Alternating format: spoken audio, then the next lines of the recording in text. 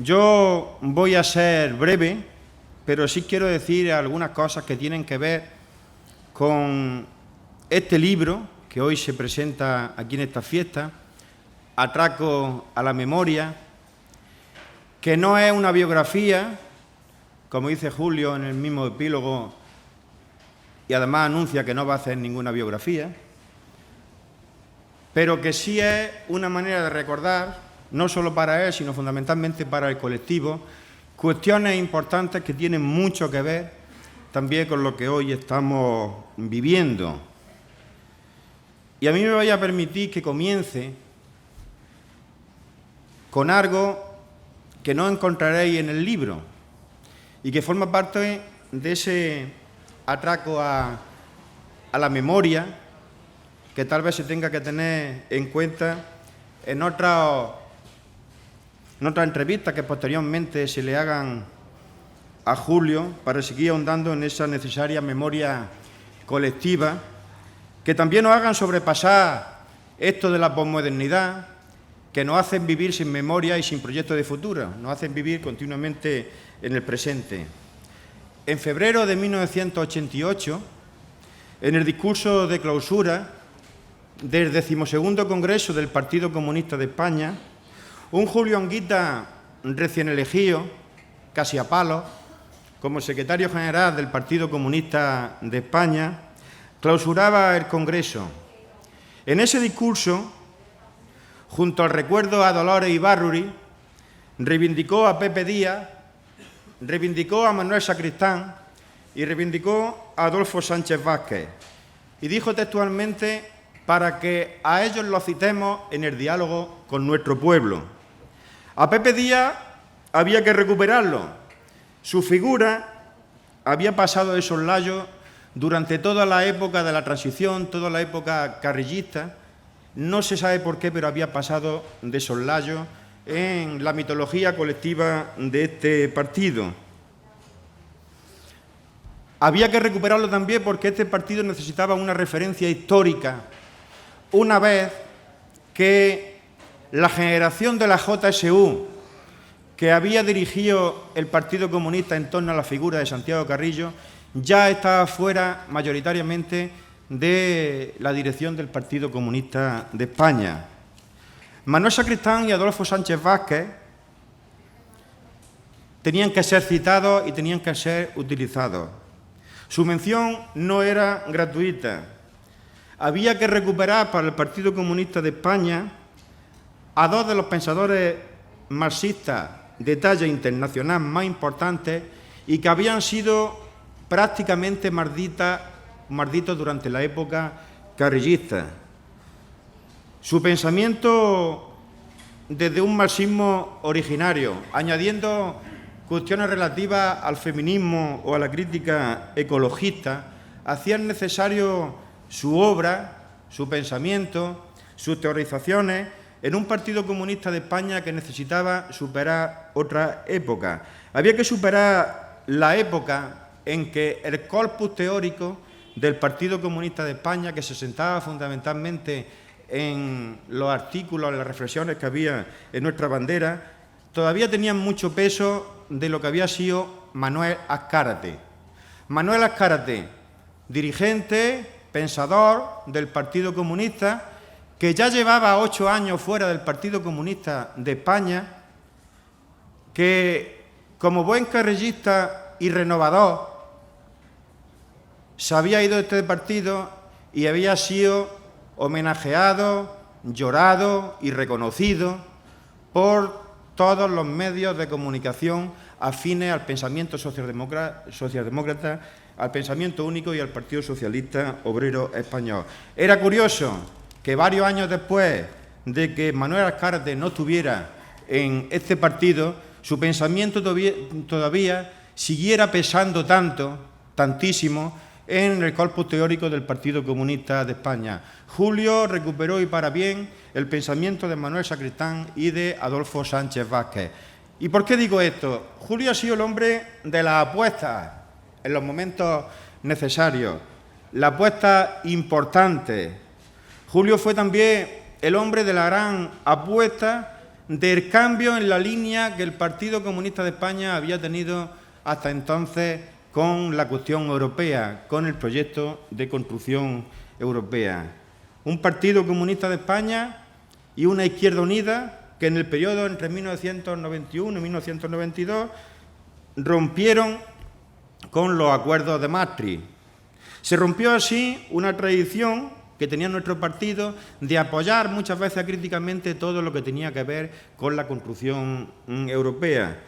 Se rompía el papanatismo europeo que llevó a este partido a votar en 1987 afirmativamente, por ejemplo, el acta única sin que ni siquiera se debatiera en ningún órgano de dirección. Porque es cierto que en 1984 el Parlamento Europeo votaba el Tratado de Fundación de la Unión Europea, propuesto por el comunista Spinelli, que recogía la idea de la construcción europea, de una política exterior común, de una moneda común, de una política social común basada en la Carta Social de Turín de 1961. Eso es cierto, pero también es cierto que el sistema respondió pronto a ese tratado fundacional de la Unión Europea. Es cierto que el sistema respondió muy pronto con el acta única que sentó las bases para el acuerdo, para el Tratado de Maastricht en 1992, que pusieron a la ideología neoliberal como ideología oficial de la Unión Europea, y ya era imposible seguir con la línea pro-europeísta de papanatismo europeo que el Partido Comunista de España había seguido hasta entonces. De aquí hasta nuestros días, donde felizmente hace 2 semanas el Partido Comunista de España, en su 20 Congreso, definitivamente ha aprobado que el Partido Comunista de España apuesta por la salida de España de la Unión Europea y del euro. Era necesario tomar esa decisión alguna vez en este partido.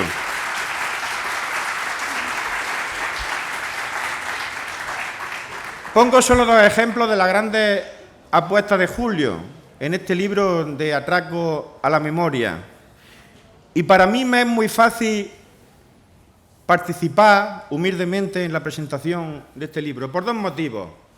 Una, y lo voy a decir muy claramente, porque yo siempre he tenido la facilidad de hablar con mucha tranquilidad con Julio, tanto cuando he estado de acuerdo con él como cuando no he estado de acuerdo. Yo he tenido la tranquilidad en parte de los años 90, a principios de los años 2000, de decir incluso en los órganos del partido cosas con las que yo no estaba de acuerdo con Julio, sobre todo en lo que se refería al papel del partido. Yo lo decía ante el escándalo de muchos que lo aplaudían con las orejas, muchas veces sin pensar si estaban de acuerdo o no estaban de acuerdo con lo que decía Julio Anguita. Y ahora presento con mucha tranquilidad este libro donde Julio responde a muchísimas preguntas, porque tengo que decir que en los últimos 2 años estoy prácticamente de acuerdo con la totalidad de las cosas que públicamente ha defendido Julio Anguita. Y por eso estoy muy tranquilo en la presentación de este libro. Julio Anguita es de las apuestas. Hay cuestiones que aparecen en este atraco en la memoria que a mí me ayudan, a saciar mi curiosidad.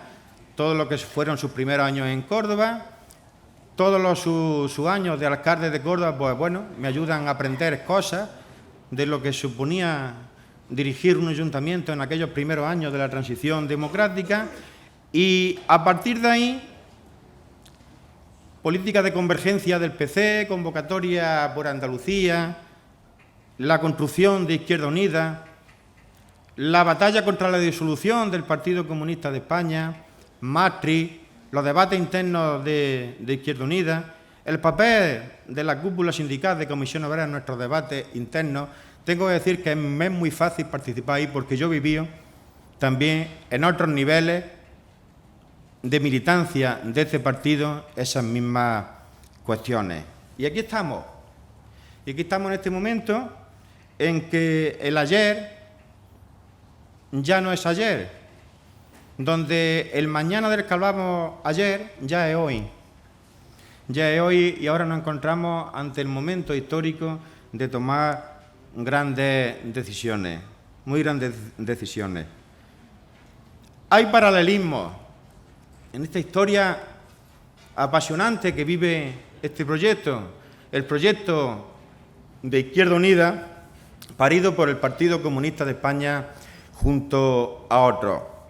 Hay un elemento común a lo largo de la historia de estos últimos 20 o 30 años, que es el papel de las cúpulas sindicales.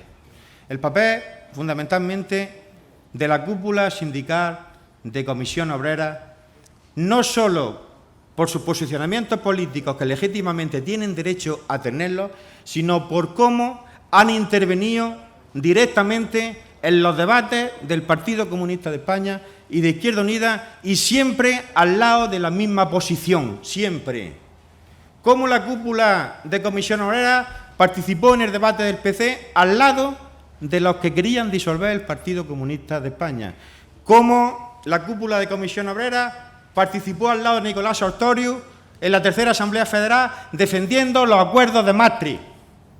Cómo la cúpula de Comisión Obrera estuvo en el año 97 al lado de la Nueva Izquierda, Iniciativa per Catalunya, la Tercera Vía, que se fueron de este proyecto haciendo un gran daño y haciendo un gran servicio al Partido Socialista Obrero Español. Y cómo la cúpula sindical de Comisión Obrera, una parte de la cúpula sindical de Comisión Obrera, intenta ahora intervenir en el debate interno de la Asamblea de Izquierda Unida y siempre en una posición.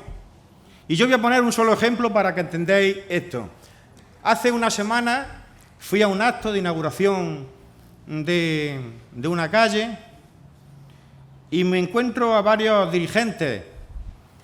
Y hablo de dirigentes, no hablo sindicalistas, sino miembros de diferentes direcciones de Comisión Obrera. Y antes del acto, pues se acercan a mí y me preguntan qué tal, cómo va la Asamblea de Izquierda Unida, cómo va este proceso, y me dicen ya, pasándose de confianza, oye, a ver si ya os quitáis del medio al niñato ese, se referían a Alberto Garzón, porque os va a llevar a la ruina. Mi respuesta en ese momento se despojó de todo tipo de sutileza. Los miré y les dije, sois vosotros, con vuestra política de concertación, de pactos y de cesiones en contra de la clase obrera, los que vais a llevar a la ruina a la izquierda y al movimiento obrero en este país.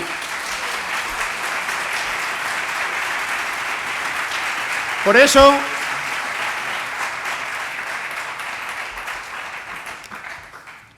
muchas veces tenemos que tener claro, y Julio lo ha dicho tanto formal como informalmente, no solo quién son nuestros amigos, sino también quién son nuestros enemigos en los procesos que estamos viviendo, porque vivimos un momento histórico.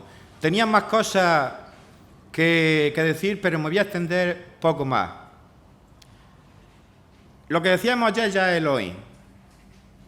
Estamos ante el momento de tomar grandes decisiones de cara a nuestro futuro. Izquierda Unida se creó en su momento para unir a todas las fuerzas progresistas y de izquierdas que hubiera en este país. Izquierda Unida se creó en un momento histórico de este país, no para ser un partido cerrado en cuatro paredes con una definición ideológica y con la intención de tener un porcentaje de votos, sino de ser un movimiento en continua construcción de cara a conseguir que se concluyera una alternativa al modelo de Estado, de sociedad y de gobierno en España. Eso fue Izquierda Unida. No fue un partido cerrado con su estructura de partido, su carné, sus cuotas. Para eso ya teníamos nuestro. Para eso ya teníamos al nuestro partido, al Partido Comunista de España. Para eso teníamos nuestro. No nos hubiéramos metido en la construcción de otro partido. Izquierda Unida era una parte del bloque social crítico que tenía que participar en la construcción de la alternativa. Y ahora estamos en un momento en que, por la forma en que ha desarrollado la historia, por nuestros aciertos y también por nuestros errores, pero también por nuestros aciertos y por lo que hemos teorizado muchísimas veces, en un momento en el que es posible dar un paso de gigante en el camino de la construcción de la alternativa en este país. Y yo voy a ser, y ayer lo dije en el Consejo Andaluz, de los que se pringuen. En estos momentos no valen ambigüedades ni silencios calculados. En estos momentos hay que opinar. hay que trabajar, hay que meterse a fondo. Y yo lo digo, yo, junto a una gran parte de los dirigentes de este Partido Comunista de España, vamos a trabajar a fondo para que lleve a buen puerto un posible acuerdo entre Izquierda Unida, Unidad Popular, las mareas, las confluencias catalanas y Podemos. Vamos a trabajar para eso. Vamos a trabajar para eso. Porque lo demás sería una irresponsabilidad histórica por nuestra parte. Una absoluta irresponsabilidad histórica por nuestra parte, más teniendo en cuenta que ahora parece ser que dirigentes del Partido Socialista y medios afines al Partido Socialista se preocupan mucho por el futuro de Izquierda Unida. Hay que ver lo que les preocupamos ahora al Partido Socialista. Pero, hombre, os vais a diluir ahí. Por favor, si vosotros ya tenéis el 7%, ¿para qué queréis más? Pero quieren que tengamos el 7% de los votos y que esperemos sentados a una mesa para que, como dice Felipe Alcaraz, a ver si viene el Partido Socialista a sacarnos a bailar y hacer otro pacto de gobierno con ellos. Y nosotros no estamos para eso, estamos para otra cosa. Estamos para otra cosa. Porque tenemos que optar. O vamos a un gran proceso de confluencia que si no sale no será por nosotros,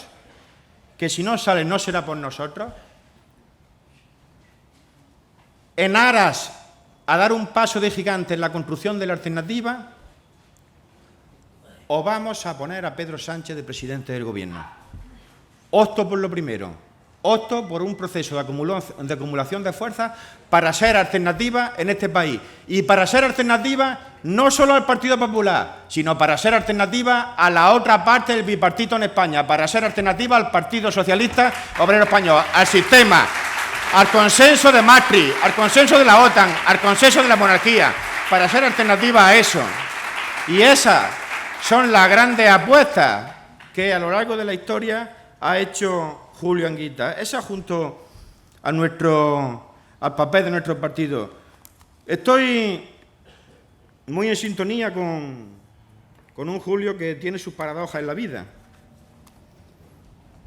Julio siempre dice, también lo repite en sus memorias, en este libro de Atraco a la memoria, que él huye, y es cierto, de los discursos eufóricos, de los discursos encendidos, de los discursos poco reflexivos y poco didácticos. Es cierto, pero paradojas de la vida, Julio nos ha dado algunas de las piezas de retórica política más cargados de poesía y de emotividad.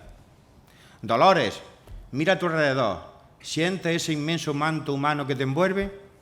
Discurso de Julio Anguita en el funeral de Dolores Ibárruri. Discurso de la fiesta del PC en el año 90.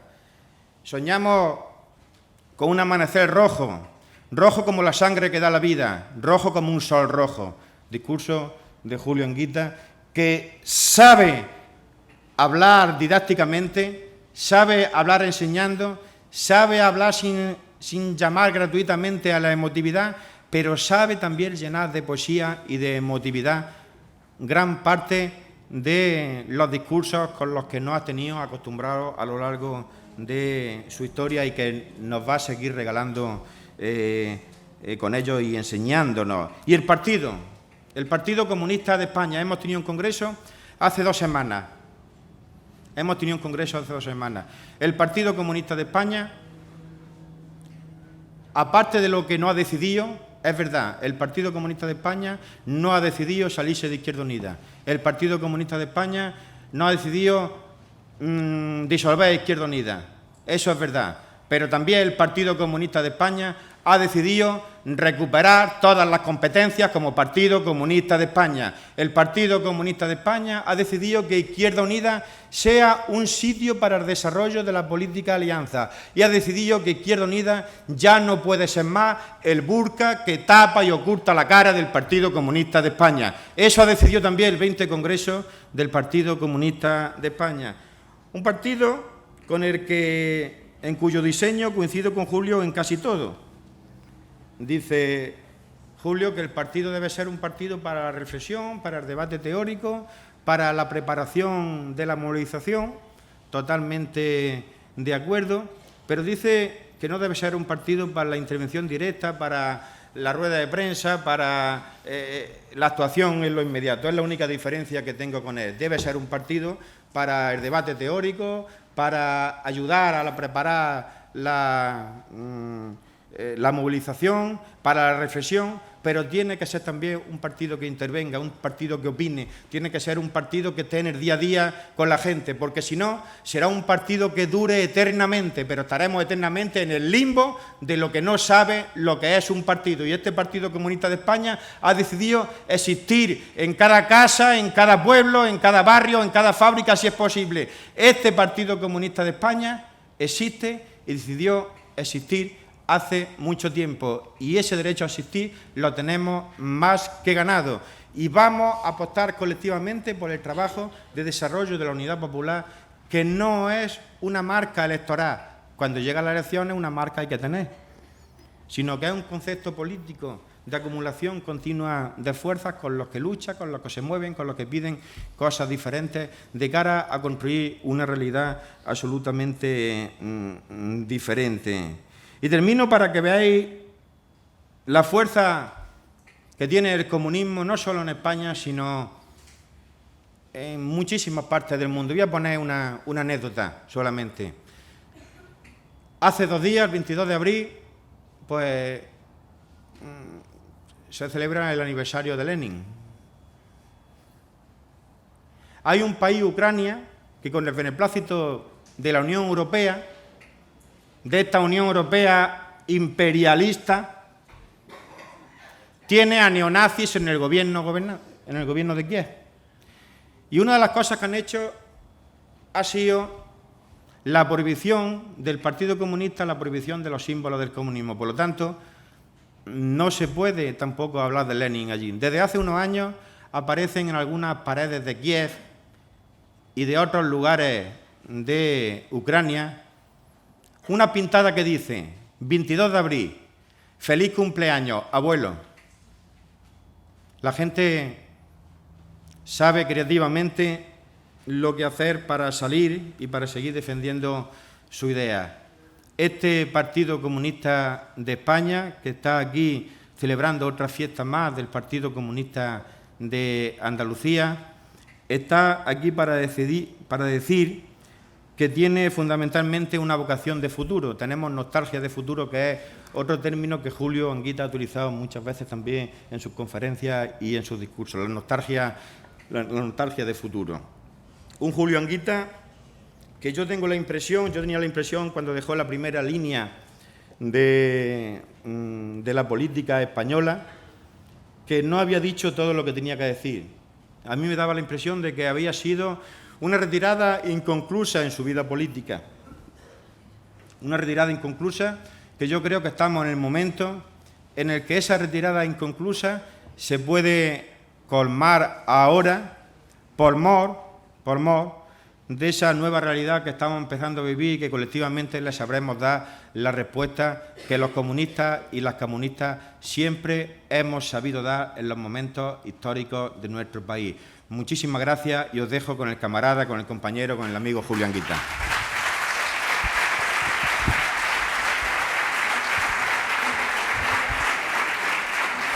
Bien.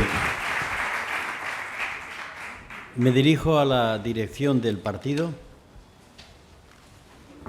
ofreciéndome a que en el momento, tiempo y lugar que se acuerde, tener una asamblea con cuadros, con dirigentes, para intercambiar puntos de vista en torno no al pasado, sino lo más inmediato. Y lo digo porque me voy a tener que ir dentro de 25 minutos y os lo voy a explicar. A mí se me citó a las 11 y que a las 12 había que terminar. A partir de ahí yo he programado mi actividad. Así que si se empieza más tarde, yo no puedo mantenerme más tiempo. Creo que en adelante la cuestión de la puntualidad debe ser fundamental, porque yo me encuentro en la necesidad de tener que irme y no puedo exponer lo que yo quería exponer. Así que por eso hago este ofrecimiento. Se tiene en cuenta, bien, y si no, ¿por qué? Porque creo que vamos a tener que debatir como partido muchas cosas. Y seré brevísimo. Aquí se ha hablado de Pepe Díaz. Pepe Díaz fue un dirigente político que no le tuvo miedo a la creatividad ni al riesgo, y que sabía que cuando un conjunto de hombres y mujeres organizados tienen una teoría correcta, tienen una política acertada, no importa que vayan a otro sitio donde estén en minoría. Solamente hay miedo a perderse los que no tienen principios políticos, ni teoría, ni práctica clara. Cuando actuábamos en la clandestinidad, el partido crecía porque cada uno sabíamos lo que teníamos que hacer y lo aplicábamos.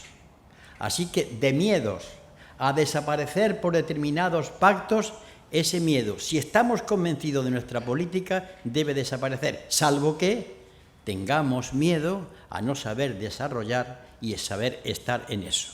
Lo digo simplemente por lo que está apareciendo en los medios sobre el miedo o no miedo a la confluencia con Podemos. Siguiente cuestión. El Manifiesto Comunista que aquí se ha citado es un libro de historia. La historia es algo fundamental. Yo haría obligatorio a los dirigentes políticos, a los ministros, que estudiasen historia. El Manifiesto Comunista es un libro de historia. Y por eso este modesto libro no es ni más ni menos que un libro de historia.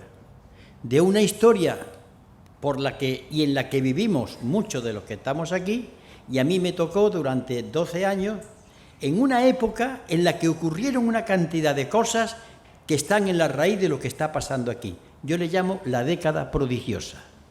Nada menos que la crisis de la deuda en Latinoamérica y el consenso de Washington, la caída del muro de Berlín, la desaparición de la Unión Soviética, la nueva OTAN, el nuevo imperialismo, 2 guerras del Golfo, la invasión de Checoslovaquia, los escándalos de corrupción del GAL y un largo etcétera, eso nos tocó vivirlo. Pero eso que vivimos nosotros entonces está hoy, porque he olvidado una cosa a conciencia, el debate que tuvimos sobre Maastricht. Y esto lleva, en la reflexión del libro, a decir 4 cosas muy esquemáticas. En esta hora, en la que hay una nueva oportunidad si somos audaces y tenemos la cabeza fría. Primero, ¿quién es el enemigo? Muchas veces no se tiene claro. El enemigo en estos momentos se llama Unión Europea, euro y deuda. Y dejémonos de historias. Y el enemigo es quien defiende esa posición. La historia de el bueno y el malo por el PP y el PSOE, manifestada entonces en la década prodigiosa, se ha venido abajo. Son las 2 caras de la misma moneda. Permitidme que con el tiempo que tenga no pueda matizar. Tengo que ser rotundo. En consecuencia, tener en claro cuál es el enemigo no significa que mañana nos tengamos que ir del euro, sino sabiendo quién es el enemigo, preparar alianzas, preparar medidas, alianzas nacionales, alianzas internacionales, pero sabiendo dónde está el obstáculo. La historia de esos 10 años nos demostró que PP y PSOE eran las 2 caras de la misma moneda. Porque con la historia en la mano, es decir, con los datos, con los hechos, las políticas salvajes que aplicó José María Aznar y Mariano Rajoy fueron empezadas por Felipe González.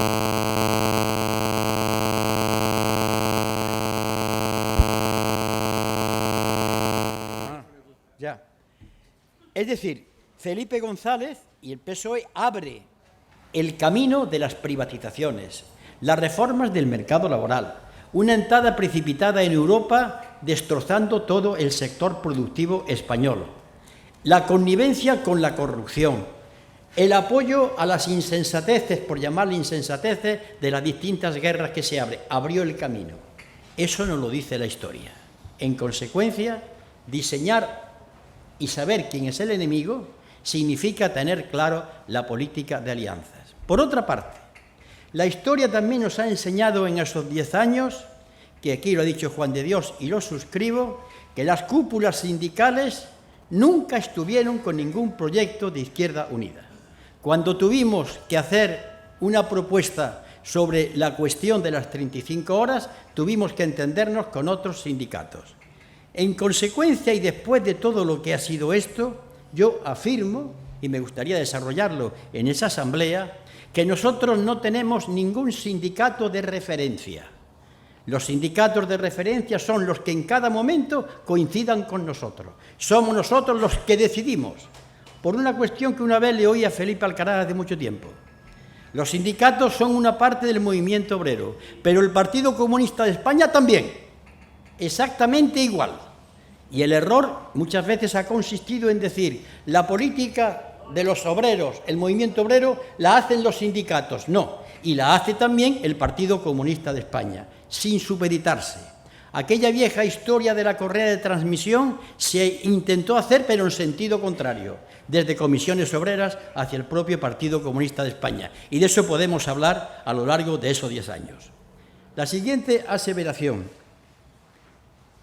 Estamos ante el reto que una vez planteó Izquierda Unida, construir la triple alternativa.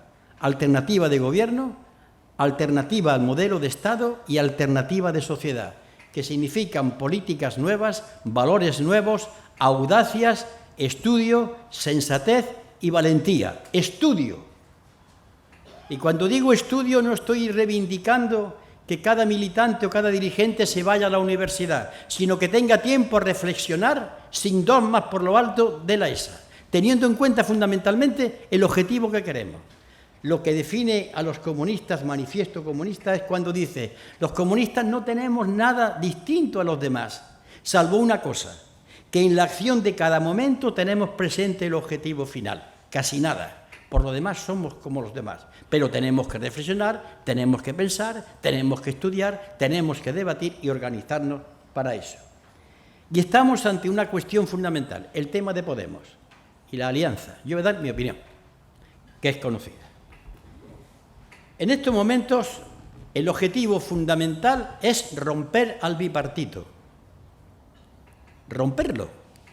Y romperlo por la parte más inmediata que se llama romper. Me refiero al Partido Socialista Obrero Español. Sin romperlo, sin vencerlo, no hay alternativa ninguna. La historia de que todos contra el PP ha sido una burda patraña para engatusar a la gente. Le enseñaban el capote con el PP y se entraba. La historia nos ha enseñado que son, como he dicho antes, las dos caras de la misma moneda. Pero no solamente eso, sino que si lo sobrepasamos en términos electorales, pero fundamentalmente en términos sociales, y ahora explicaré lo que es eso, estamos ya en la posición de avanzar hacia ir construyendo la alternativa. Porque entonces el enemigo se va a tener que reunir. El enemigo que defiende la Unión Europea, defiende la deuda pública, defiende el euro. Se va a tener que reunir y acabar con la ficción de la alternancia, porque el Partido Socialista aparece como izquierda cuando llegan las campañas electorales. Después hace política de Estado. O esto se tiene claro o nos perderemos. Y bien, ¿qué es lo que hay que hacer? Negociar. Negociar con Podemos. Y con más si se puede. ¿Para qué? Para las elecciones del 26 de junio. Y negociar por encima de todo, teniendo presente el objetivo final. Y si hay que sacrificar cosas, desde mi punto de vista, se tienen que sacrificar. Porque hay una demanda tremenda. Y repito, perdonadme la repetición, hay que superar al Partido Socialista para empezar a romper al bipartito y empezar a hablar de otra política radicalmente distinta. Pero la alianza electoral para el 26 de junio es totalmente insuficiente y puede ser flor de un día. Así se lo he manifestado yo a un alto dirigente de Podemos hace unos días. Le dije lo siguiente: vosotros sois en estos momentos, utilizando símil militares, una cabeza de puente que ha desembarcado en una playa. Pero las cabezas de puente, los desembarcos, se hace la cabeza de puente, pero inmediatamente esa cabeza de puente tiene que reorganizarse para lanzar la ofensiva.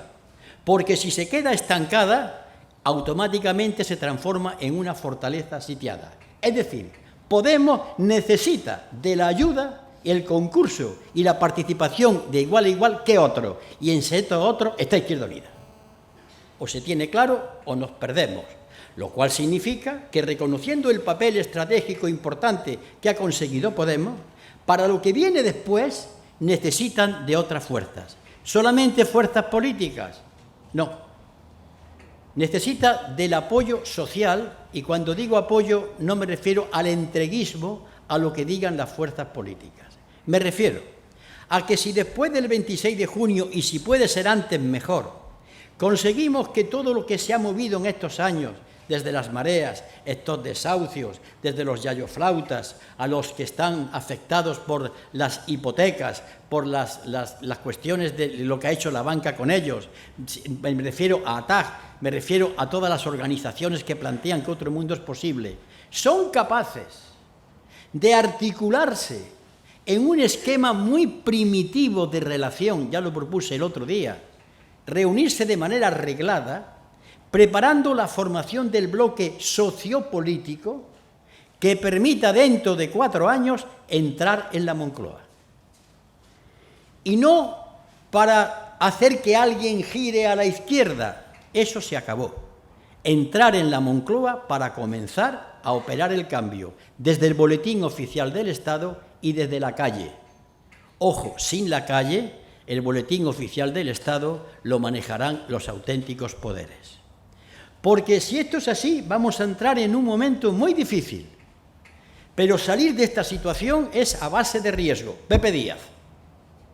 Tendremos que conectar con fuerzas políticas, sindicales o sociales de Europa. Ahí está el ejemplo de Mélenchon, el ejemplo de Lafontaine, de Fasino. Ahí está el ejemplo de Varoufakis, con diferencias sobre su modelo europeo y del euro, pero en estos momentos hay que acopiar fuerzas. Esa es la batalla que exige de nosotros los tiempos.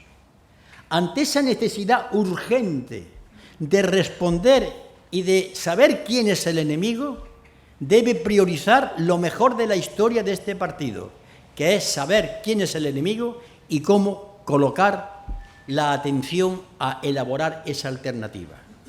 Y habrá que estar a la altura de las circunstancias, que tiene riesgos, claro. ¿Y cuándo no ha habido riesgos? ¿O es que el Frente Popular no fue un riesgo? ¿O es que la creación de convocatoria por Andalucía no fue un riesgo? ¿O es que la apuesta que se hizo en el 13 Congreso por Izquierda Unida no fue un riesgo? Si nosotros hemos crecido siempre cuando hemos estado a la altura de los riesgos. Sin riesgos morimos, no tenemos savia, no tenemos fuerza. Nos desarraigan. Nosotros surgimos para combatir con la cabeza, con el ejemplo, organizadamente y teniendo en cuenta a la gente que está organizada. Y estoy hablándole al partido, no estoy hablándole a Izquierda Unida. Si tenemos sentido, es porque tenemos un proyecto. Si no, somos simplemente una sesión de reuniones que no sirven absolutamente para nada, para aburrir. Tenemos un proyecto en estos momentos. Ese proyecto se manifiesta en lo que acabo de explicar y que le dije a ese alto dirigente de Podemos. 26 de junio, pero dentro de 4 años, la doble vertiente, la fuerza política, que será Podemos, Izquierda Unida, y habrá más en todo caso, si hay, y sobre todo la pata social, de manera simultánea para atacar la fortaleza, pero con vocación de gobierno. Y aquí quiero plantear una reflexión. Estamos acostumbrados a la política de la reivindicación. Salimos contra, a pedir, que me parece muy bien, pero debemos acostumbrarnos a adquirir la mentalidad de gobierno. ¿Qué vamos a hacer? ¿Qué programas vamos a desarrollar? ¿Qué actitudes vamos a tomar? Si nos da miedo eso, apaguemos el chiringuito. Las revoluciones triunfantes, que tanto hablamos nosotros de ellas y aplaudimos cuando vemos la toma del Palacio de Invierno o la entrada de los barbudos en La Habana, ¡qué bonito! Pero el problema es al día siguiente cuando hay que darle de comer a los cubanos, cuando hay que desarrollar la futura Unión Soviética, cuando hay que entrar en programas, en números, en dineros, en alianzas sociales. Este es el reto. Vamos a dejar un poco la épica, vamos a dejar un poco los grandes relatos de las grandes revoluciones y pensemos ya en hacerla desde el poder y desde la calle. Todo un cambio de mentalidad. Ya no se trata de pedirle al poder que nos dé, sino de transformarnos en poder para hacer. Si no estamos a la altura de ese relato, moriremos. Y morirá esta cultura comunista porque se hizo a través del tiempo ante los retos. La historia del Partido Comunista de España es la historia de una respuesta adecuada a los retos. Si no hay respuesta adecuada, no servimos. Esa es nuestra característica. Y el reto más inmediato lo tenemos. Vamos a ir a la confluencia. Yo soy un ardiente defensor de la confluencia, me puedo equivocar, pero voy a pelear por ella. Y sobre todo voy a pelear por ella en los debates donde se me invite. El próximo artículo mío en El Mundo Obrero va en ese sentido, lo escribo en la prensa de mi partido, e invito a esta reflexión. Primera, termino, saber quién es el enemigo. Segundo, quién lo compone políticamente. ¿Cómo vamos a combatirlo? ¿Con qué método? ¿Con quién y cómo? Esta es una tarea que yo creo que es alentadora. Es como cuando se entra en las grandes situaciones, cuando luchábamos contra el franquismo, cuando hemos tenido momentos extraordinarios, ha sido cuando ha habido riesgo, pero ha habido una tarea tremenda, una tarea hermosa, que además la gente necesita. Y tendremos que tener un lenguaje didáctico, pedagógico. Dejémonos de retóricas y de nuestra jerga política, hablar a la gente con toda sencillez, pero también decirle a la gente: no esperéis nada de nosotros si vosotros no os mojáis. Trasladarle al ciudadano su plena responsabilidad también ante la tarea. ¿Cómo vamos a erradicar la corrupción? ¿Con el boletín oficial del Estado? ¿Cómo vamos a acabar con esta mugre? ¿Simplemente porque tengamos un gobierno? ¿Y los entresijos económicos y las alianzas que tienen? ¿Cómo vamos a afrontar esa enorme tarea? Cuando el manifiesto programa del año 75 del Partido Comunista hablaba de la alianza del bloque social del progreso, llamadle como queráis. Lo importante es esa tarea. Pues bien, para discutir esto, pues yo me ofrezco en sustitución de un acto que no puede ser, porque se me dice una hora y yo ajusto mis tareas a una hora y por lo tanto me tengo que ir. El libro ya está presentado, no puedo firmarlo, por razones obvias. Os voy a decir la hora que es.